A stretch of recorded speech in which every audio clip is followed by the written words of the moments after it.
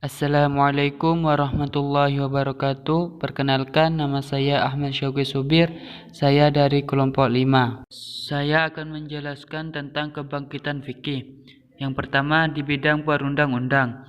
Periode ini dimulai dengan masa berlakunya majalah Al-Ahkam Al-Ahdiyah, yaitu kitab undang-undang hukum perdata Islam pemerintahan Turki Utsmani pada tahun 1292 Hijriah atau tahun 1876 Masehi. Baik bentuk maupun isi dari kitab undang-undang tersebut berbeda dengan bentuk dan isi kitab fikih dari satu mazhab tertentu. Bentuk dan isi mazhab tertentu saja, meskipun warna Hanafi sangat kuat. Yang kedua adalah di bidang pendidikan. Di perguruan-perguruan tinggi agama Mesir, Pakistan maupun Indonesia, dalam cara mempelajari fikih tidak hanya dipelajari satu mazhab, yang lain secara muqaranah atau perbandingan, bahkan juga dipelajari sistem hukum Romawi. Dengan demikian diharapkan wawasan berpikir hukum di kalangan mahasiswa Islam menjadi lebih mendekat hukum Islam yang selama ini berlaku.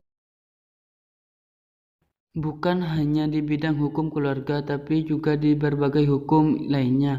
Pendekatan semacam ini akan lebih intensif lagi apabila fakultas-fakultas hukum diajarkan hukum Islam, sehingga terjadi perpaduan yang harmonis sesuai dengan kebutuhan waktu dan tempat, khususnya di Indonesia. Yang ketiga adalah di bidang penulisan buku-buku dalam bahasa Indonesia dan penerjemahan. Seperti yang kita ketahui, ajaran Islam pada umumnya dan fikih pada khususnya tertulis dalam puluhan ribu kitab yang berbahasa Arab. Sudah tentu ilmu-ilmu dalam bahasa Arab itu hanya sedikit orang-orang Indonesia yang mampu membacanya dan memahaminya. Tetapi sekarang tampak satu kegiatan penulisan tentang usul fikih dan fikih dalam bahasa Indonesia, baik yang sudah dicetak dan tersebar luas di masyarakat maupun yang masih berupa diklat-diklat yang sensilan. Demikian pula halnya dengan penerjemahan, menampakkan kegiatan yang meningkat meskipun masih sangat sedikit bila dibandingkan dengan jumlah kitab-kitab yang baik untuk diterjemahkan ke dalam bahasa Indonesia.